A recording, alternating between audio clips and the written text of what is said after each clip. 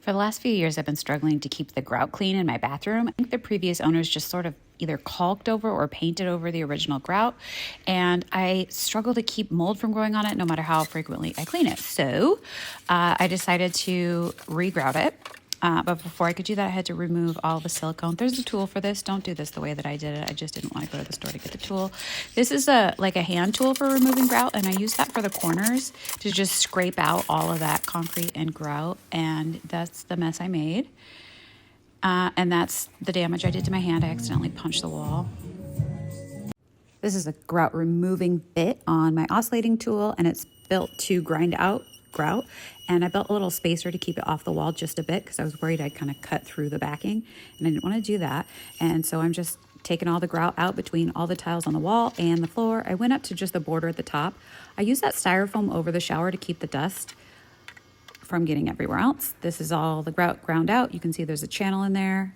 I hate this thing. It fogs up. Well, I guess it didn't fog up my glasses too bad, but when I took it off, it did. And my hair is full of grout dust and it feels insane. So I bought the closest matching color that I could find at the store of grout, mixed it up, a little bit of water, and you mix it to kind of a peanut butter consistency. I use this mixer. It's not the best mixer because this one actually introduces some air bubbles. There's Luna. She's my helper, my inspector.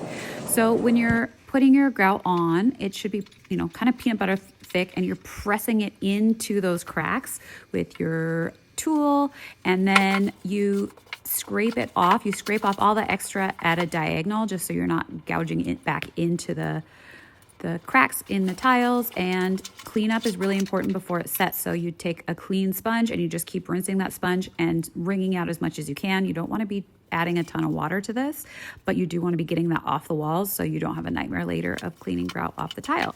And then I used grout sealer, and I just brush this on in between each of the tiles, and this should keep water from penetrating through. So in a shower, if water can soak into your grout, so can like shampoos that have dyes in it, and it can stain it. And then I used 100% silicone in my caulk gun. So this is super sticky stuff. So I used a continuous sprayer with some alcohol in there to lubricate it. And you're gonna use silicone on anywhere where two planes meet. So in the corners, at the floors, and then anywhere where two different types of surfaces are coming together, like tile and window trim, things like that. So I pop that open, and then I'm gonna run a bead down the wall, and then I spray it with alcohol, and that just keeps it from sticking to everything, to my tool, to the wall. You do want it to stick to the grout, so that's why you don't spray it there first.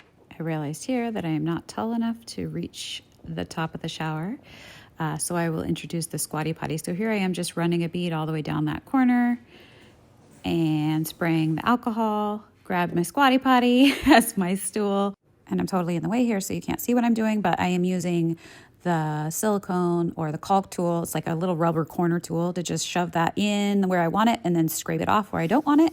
And then I have me a paper towel that just kind of gets the globs off so it doesn't go anywhere. Anyway, I'm clearly not an expert, but I really like the way it turned out, and it's way better than it was before.